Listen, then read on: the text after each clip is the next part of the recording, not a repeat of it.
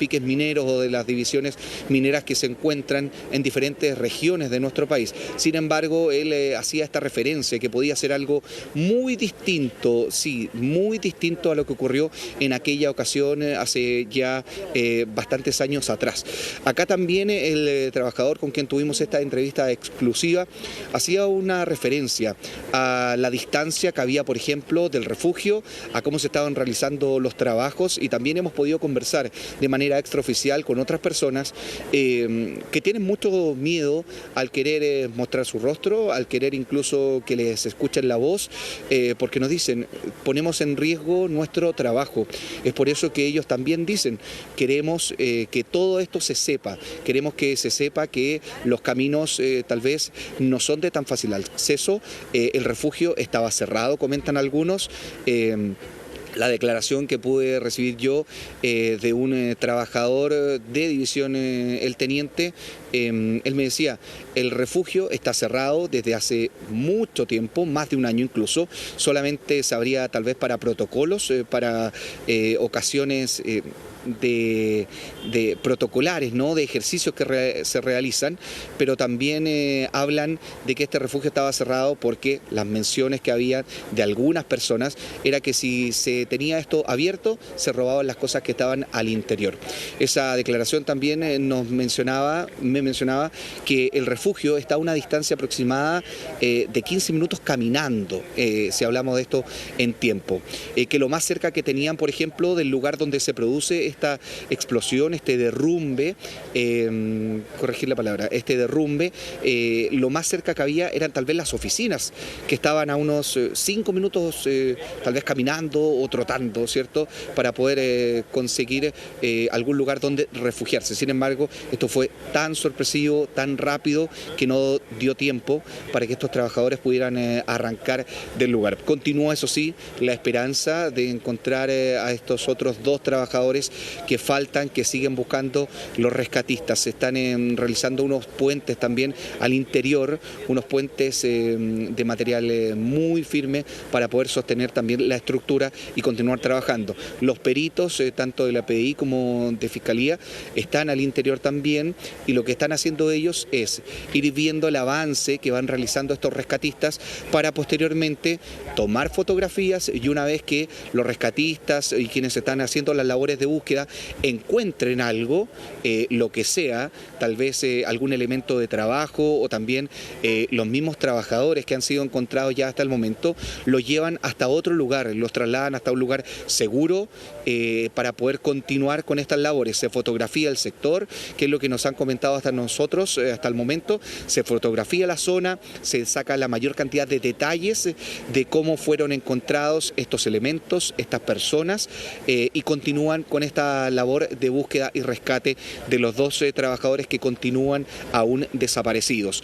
Este trabajador también nos señalaba cómo eran el lugar de trabajo, y también hacía una reflexión de lo que yo les comentaba, de cómo estaba el refugio y que aparentemente estaba cerrado con candado. Quiero invitarlos también a escuchar esas declaraciones. Tampoco le podría decir si es que hay negligencia de alguna parte, porque por lo menos yo de mi empresa digo que no, que ellos tampoco están informados. De Codelco yo espero que no, porque son 5 vidas las que están en juego, más la persona que se murió. Entonces, no sé, ojalá haya sido algo repentino, pero qué esperar de eso no tengo idea en realidad, para serle sincero. No, todas las normas se siguieron al pie de la letra. Nadie se salió de ninguna norma, nada.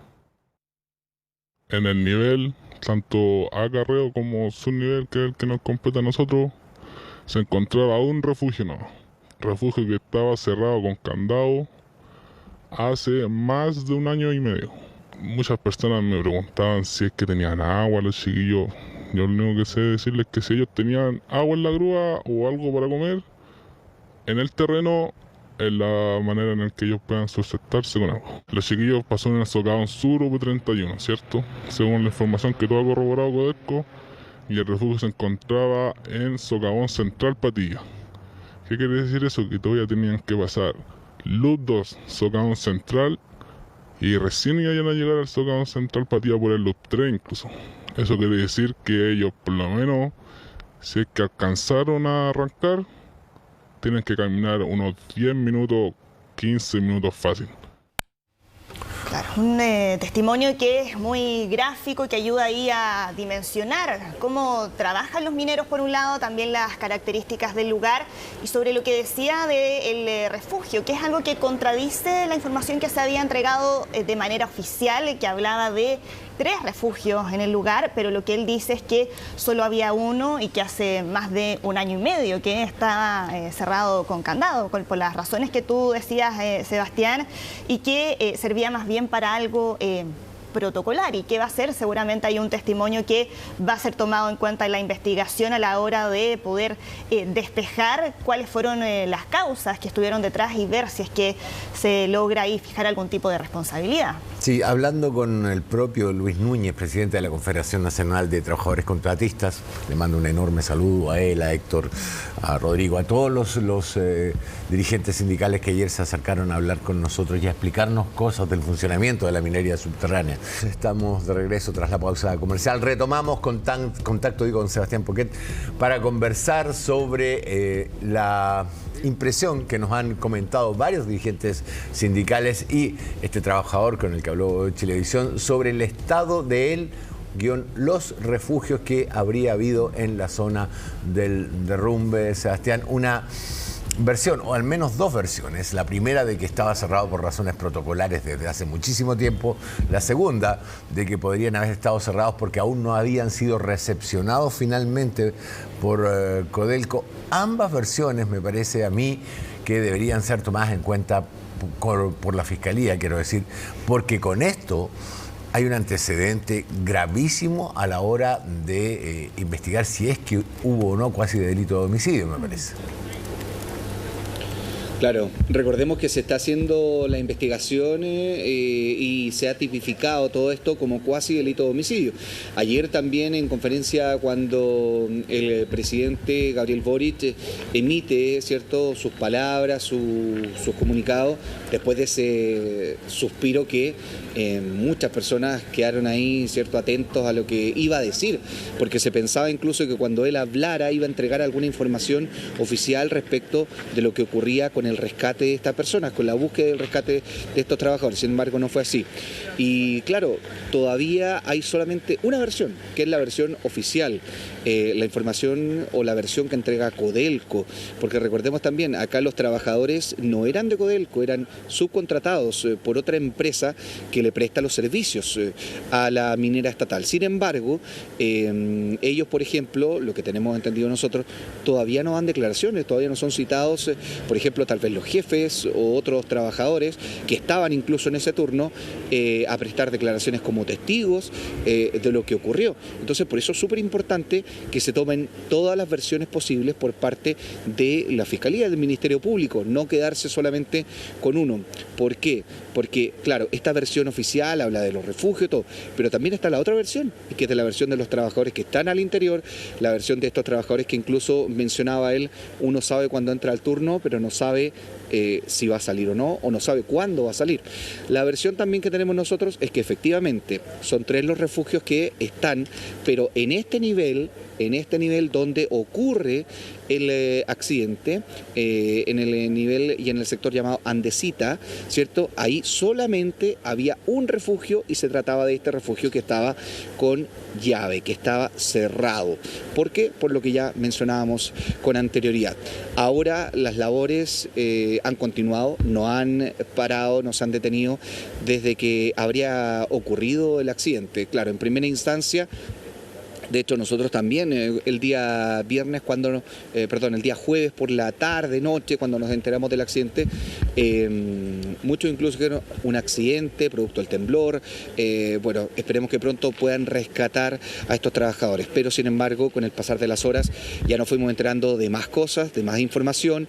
Ya se hablaba de esta primera persona fallecida, oriunda de Illapel, y posteriormente algunos trabajadores decían, bueno, ¿qué pasa con los otros trabajadores, con los otros 5 que están desaparecidos? ¿Hay esperanza? ¿No hay esperanza? ¿Qué se va a realizar? ¿Cómo están haciendo las labores? ¿Por qué no dejan que ingrese tal vez otros equipos a colaborar. Bueno, todo eso, y las familias también. Y estaba ahí también la incertidumbre de las familias que decían, nos hemos enterado de todas las acciones que se han realizado o de todas las noticias que han ido surgiendo a través de la prensa, a través de compañeros de trabajo, pero no por la versión oficial, que en este caso sería la empresa Codelco.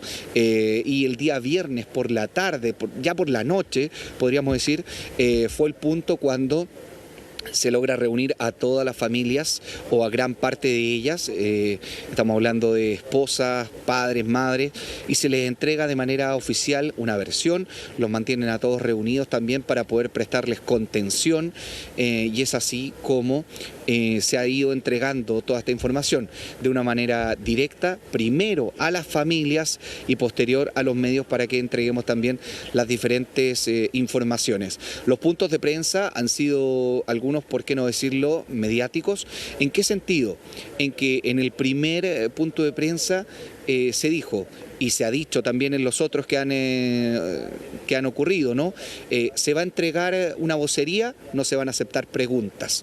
Y fue así como han ido ocurriendo. Cuando se entrega la información de que habrían encontrado a uno de los trabajadores fallecido al interior de la mina donde ocurre este derrumbe, ¿cierto? Se entrega la información y nada más se dice que se va a comunicar, o sea, que ya se habría comunicado a las familias. Sin embargo, después viene una segunda vocería y ahí en esa vocería muchos de los medios de prensa que estaban ahí, incluso nosotros mismos también como televisión, nos preguntábamos, ¿por qué no mejor no dicen, saben qué, no tenemos información que entregar, por lo tanto no vamos a hacer una vocería? Porque lo que se entrega o lo que se dice es prácticamente nada.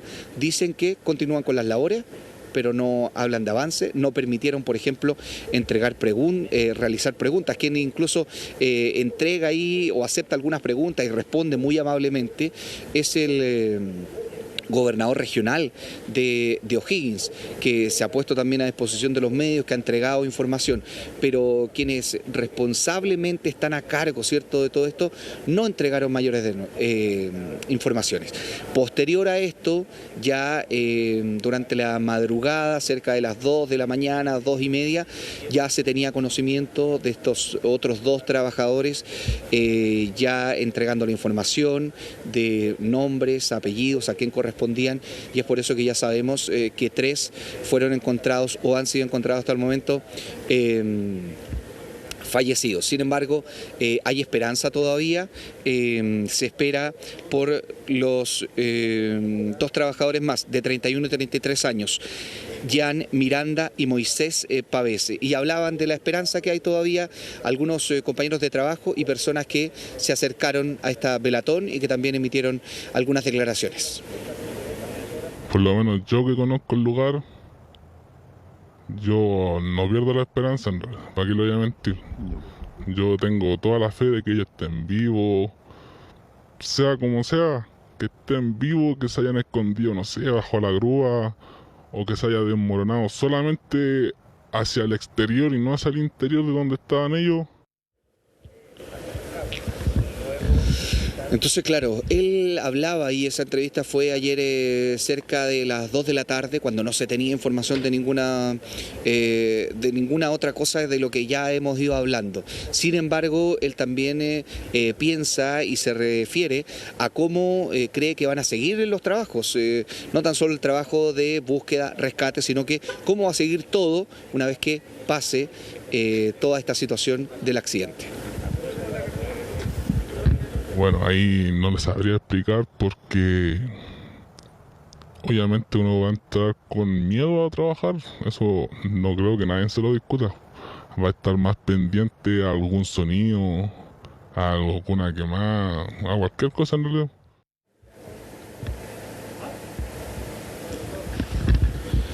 Sí, Bueno, lo que decía él, no saben cuándo van a salir o si es que van a salir. Lo importante es que también hablaba él de la esperanza y lo han manifestado también diferentes personas.